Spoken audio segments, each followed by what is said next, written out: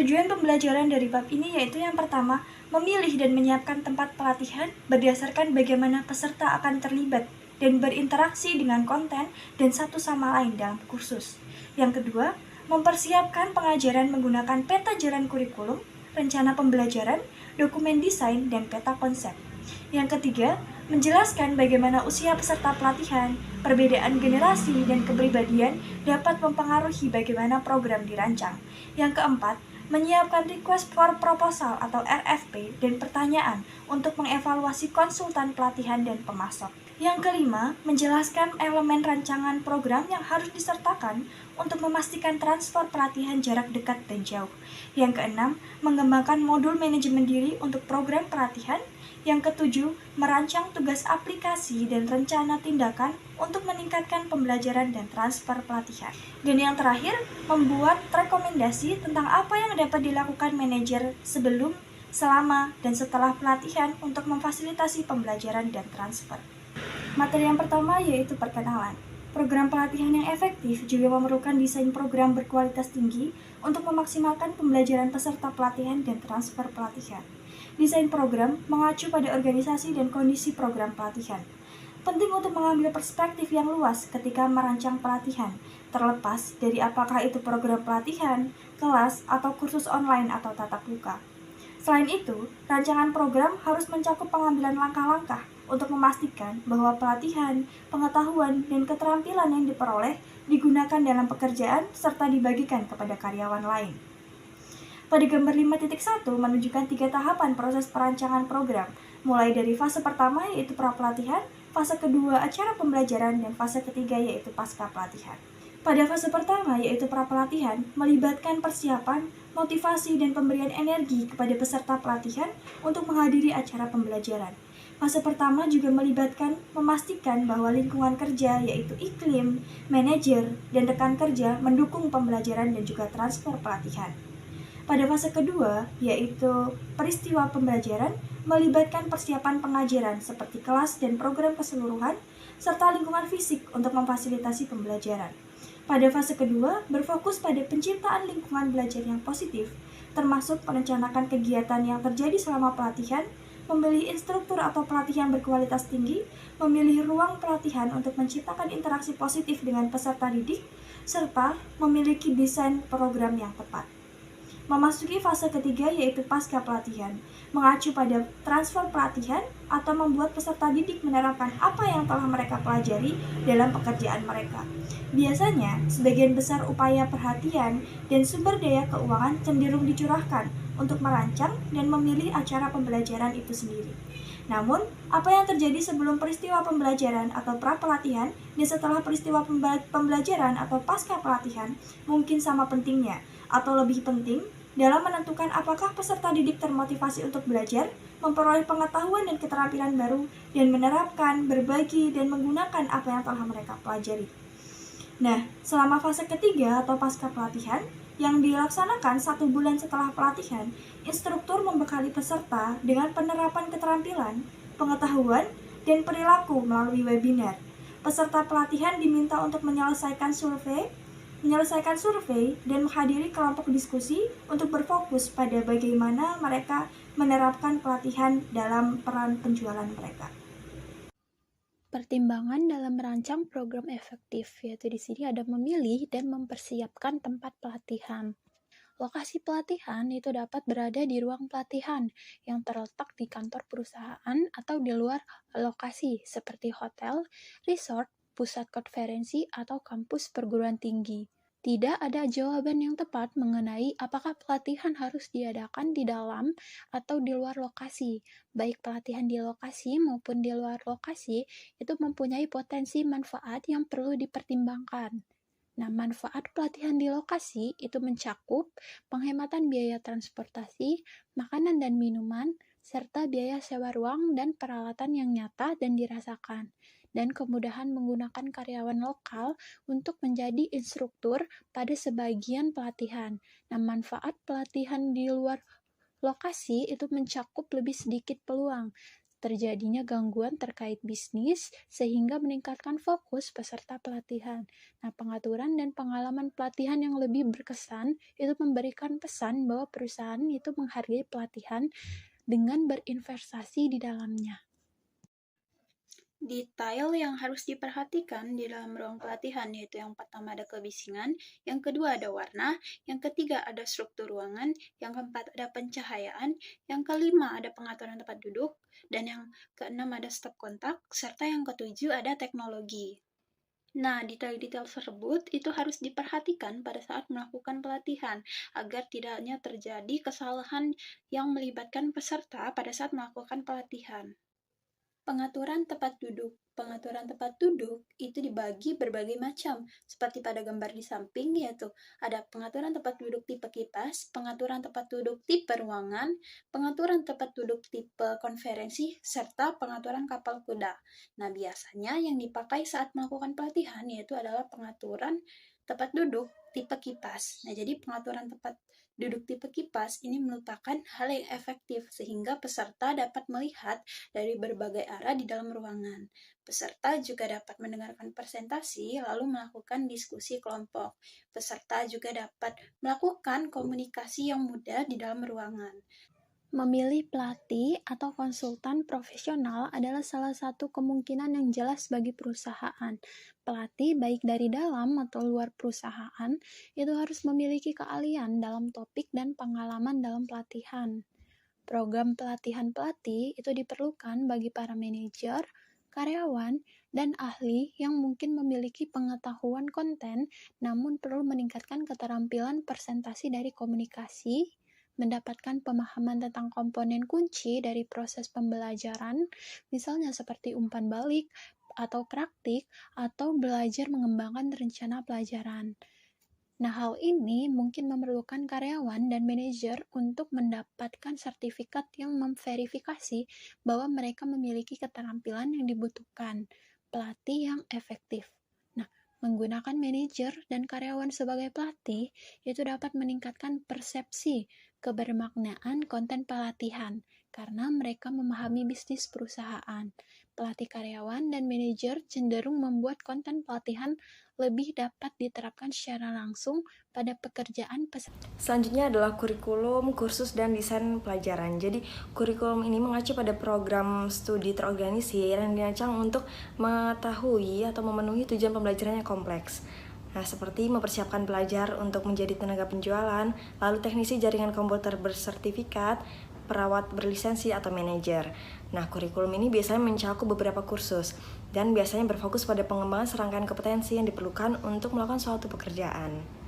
Selanjutnya yang kedua adalah kursus. Dibandingkan dengan kurikulum, kursus atau program biasanya ini mencakup tujuan pembelajaran yang lebih spesifik, membahas sejumlah kompetensi atau keterampilan yang lebih terbatas. Misalnya, kursus dapat membahas topik-topik seperti negosiasi, manajemen bakat, layanan pelanggan, bahkan pelatihan dan pengembangan.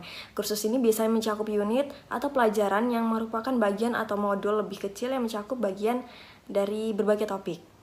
Dan yang terakhir adalah desain pelajaran, di mana biasanya lebih rinci daripada dokumen desain. Hal ini mencakup langkah-langkah spesifik yang terlibat dalam pelajaran, kegiatan instruktur dan peserta pelatihan, dan waktu yang dialokasikan untuk setiap topik yang termasuk dalam pelajaran. Rencana pembelajaran ini dapat dirancang untuk program yang berlangsung sehari, seminggu, ataupun beberapa jam.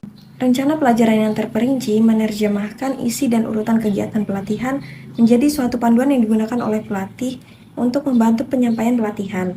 Artinya, rencana pembelajaran memuat urutan kegiatan yang akan dilakukan dalam sesi pelatihan dan mengidentifikasi rincian administrasi. Sedangkan rencana pembelajaran menyediakan daftar isi kegiatan pelatihan, yang mana membantu memastikan bahwa kegiatan pelatihan akan konsisten, siapapun pelatihnya. Lalu yang kedua adalah membantu memastikan bahwa peserta pelatihan dan pelatih mengetahui tujuan kursus dan program. Lalu yang selanjutnya adalah materi mengenai kurasi konten, menjaga konten pelatihan terbaru, terorganisasi, dan dapat diakses. Nah, karyawan belajar melalui pelatihan formal, pengembangan karyawan, berbagai pengetahuan, dan pembelajaran informal. Hal ini termasuk penggunaan video, podcast, manual, dan materi tertulis lainnya. Interaksi tatap muka atau dengan bantuan teknologi dengan orang lain, misalnya media sosial. Kursus dan lokakarya pelatihan formal yang dipimpin instruktur atau online, pelatihan di tempat kerja, dan pengalaman kerja. Dalam konteks pelatihan, kurasi konten ini mengacu pada proses mengidentifikasi konten pelatihan yang relevan dan mengaturnya sedemikian rupa sehingga memudahkan peserta pelatihan untuk mengaksesnya. Jika perusahaan memutuskan untuk membeli program pelatihan dan konsultan dari vendor, daripada membangun program itu sendiri, maka penting untuk memilih penyedia yang berkualitas tinggi. Penyedia pelatihan dapat mencakup konsultan individu, perusahaan konsultan, perusahaan yang berspesialisasi dalam merancang dan menjual program pelatihan atau lembaga akademis. Banyak perusahaan mengidentifikasi vendor dan konsultan yang dapat memberikan layanan pelatihan dengan menggunakan permintaan proposal. Jadi, permintaan proposal atau RFP adalah dokumen yang menguraikan bagi calon vendor dan konsultan, jenis layanan yang dicari perusahaan, jenis dan jumlah referensi yang dibutuhkan, jumlah karyawan yang perlu dilatih, pendanaan proyek, proses tindak lanjut yang digunakan untuk menentukan tingkat kepuasan terhadap layanan, perkiraan tanggal penyelesaian proyek, dan tanggal diterimanya proposal oleh perusahaan.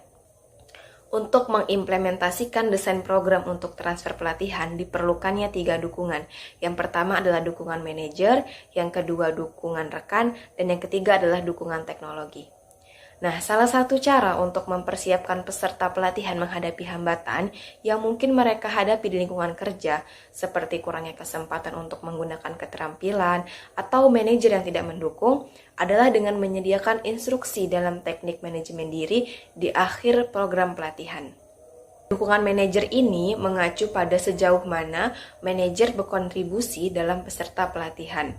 Menekankan pentingnya menghadiri program pelatihan, menekankan penerapan konten pelatihan dalam pekerjaan, dan memberikan kesempatan bagi peserta pelatihan untuk menggunakan apa yang telah mereka pelajari dalam pekerjaan. Lalu selanjutnya dukungan rekan. Nah, transfer pelatihan juga dapat ditingkatkan dengan adanya jaringan dukungan di antara peserta pelatihan. Jaringan pendukung ini adalah sekelompok 2 atau lebih peserta pelatihan yang sepakat untuk bertemu dan mendiskusikan kemajuan mereka dalam menggunakan kemampuan yang dipelajari dalam pekerjaan. Hal ini mungkin melibatkan pertemuan tatap muka, komunikasi melalui email, atau interaksi di jaringan sosial elektronik. Selanjutnya ada dukungan teknologi, yaitu sebuah sistem pendukung kinerja elektronik atau EPSS adalah aplikasi komputer yang dapat memberikan pelatihan keterampilan, akses informasi, dan nasihat ahli sesuai permintaan. Sistem pendukung kinerja dapat digunakan untuk meningkatkan transfer pelatihan dengan menyediakan sumber informasi elektronik kepada peserta pelatihan yang dapat mereka rujuk sesuai kebutuhan saat mereka mencoba menerapkan kemampuan yang dipelajari dalam pekerjaan. Selanjutnya yaitu menggunakan manajemen pengetahuan untuk pembelajaran dan transfer pelatihan. Ada beberapa cara untuk membantu menciptakan, berbagi, dan menggunakan pengetahuan, yaitu yang pertama, gunakan teknologi, email, dan situs jejaring sosial untuk berbagi informasi. Yang kedua, tetapkan CIO dan CLO untuk mengelola pertukaran informasi. Yang ketiga, wajibkan presentasi dari pegawai tentang program pelatihan yang diikuti. Yang keempat, beri kesempatan cuti untuk belajar dan ikut pelatihan. Yang kelima, buat perpustakaan online dengan sumber belajar. Yang keenam, bentuk komunitas praktik untuk berbagi ide. Yang selanjutnya yaitu kunci manajemen pengetahuan yang efektif. Ada beberapa pertimbangan utama untuk manajemen pengetahuan yang efektif, yaitu yang pertama, pelatihan dan kerjasama teknologi informasi. Agar manajemen pengetahuan menjadi efektif, Departemen Pelatihan dan Departemen Teknologi Informasi harus berkolaborasi. Hal ini karena pelatihan dapat membantu mengembangkan budaya serta konten dan strategi pembelajaran. Sedangkan teknologi informasi dapat mengembangkan sistem untuk mengakses, berbagi, dan menyimpan pengetahuan serta menyampaikan pelatihan. Yang kedua, ciptakan posisi kepemimpinan manajemen pengetahuan.